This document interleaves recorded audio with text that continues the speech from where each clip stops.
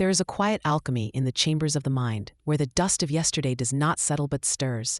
Memory, that ancient cartographer of sorrow, begins to trace lines not of what has been, but of what must be. It is a slow, simmering process, a distillation of regret into a bitter, potent truth. The past is not merely a collection of echoes, it is a blueprint etched in the very marrow of our bones. Each forgotten whisper, each unhealed wound, becomes a pigment in the palette of tomorrow. We are bound by the thread spun from our own history, woven into a tapestry of inescapable fate.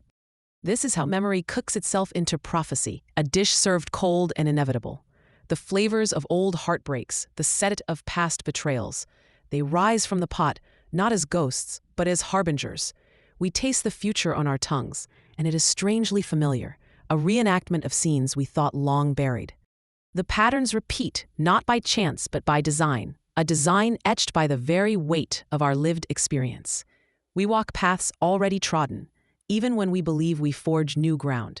The echoes of what was become the footsteps of what will be, a somber procession towards a known, yet dreaded horizon. And in this preordained unfolding, a profound quiet descends, not of peace, but of consumption. Silence, often mistaken for absence, reveals its true nature, a hungry entity. It does not merely fill the void, it devours, with a methodical, relentless appetite.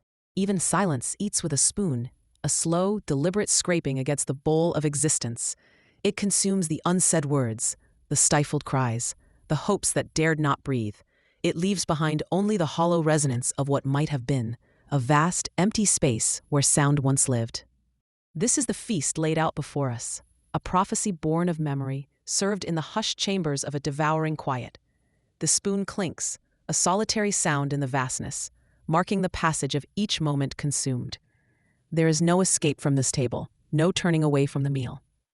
The silence swallows the last vestiges of resistance, the final flicker of defiance. It is a profound, melancholic acceptance, a surrender to the narrative already written. We are but characters in a story whose ending was penned long before our first breath, by the very hand of our own past. So we sit in the quiet aftermath, the taste of inevitability lingering on our tongues. The memory has cooked its prophecy, and the silence has eaten its fill. All that remains is the echo of the spoon, a soft, rhythmic reminder of what has been and what must always be. This is the burden of knowing, the quiet despair of seeing the future in the mirror of the past. It is a truth whispered by the wind through empty spaces, a story told not in words, but in the profound, consuming stillness that follows.